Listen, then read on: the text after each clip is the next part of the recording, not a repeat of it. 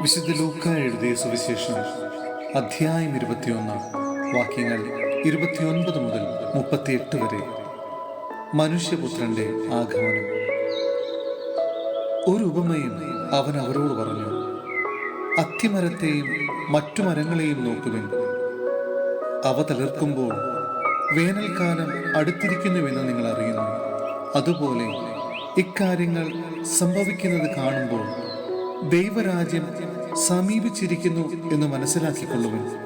സത്യമായി ഞാൻ നിങ്ങളോട് പറയുന്നു, എല്ലാം സംഭവിക്കുന്നത് വരെ ഈ തലമുറ കടന്നു പോവുകയില്ല.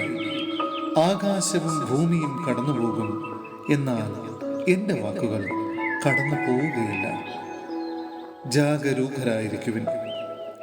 സുഖലോലുപത, മദ്യാസക്തി, ജീവിത വ്യഗ്രത എന്നിവയായ നിങ്ങളുടെ മനസ്സ് ദുർബലമാവുകയും ആ ദിവസം ഒരു കെണി പോലെ പെട്ടെന്ന് നിങ്ങളുടെ മേൽ വന്നു വീഴുകയും ചെയ്യാതിരിക്കാൻ ശ്രദ്ധിക്കുവിൻ.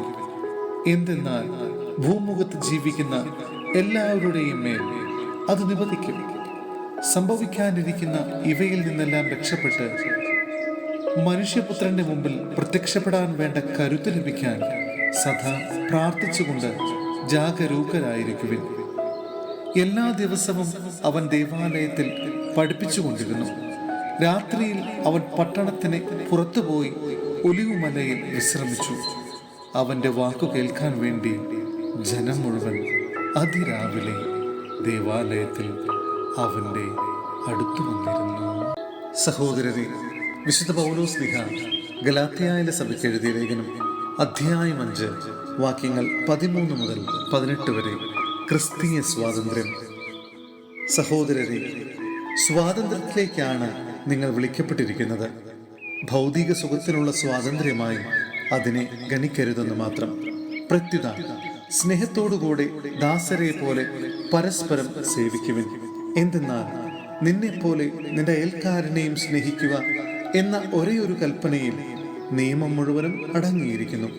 എന്നാൽ നിങ്ങൾ അന്യോന്യം കടിച്ചു കീറുകയും വിഴുങ്ങുകയും ചെയ്ത് പരസ്പരം നശിപ്പിക്കാതിരിക്കാൻ ശ്രദ്ധിച്ചുകൊള്ളുവിൻ. ജഡത്തിന്റെ വ്യാപാരങ്ങളും ആത്മാവിന്റെ ഫലങ്ങളും.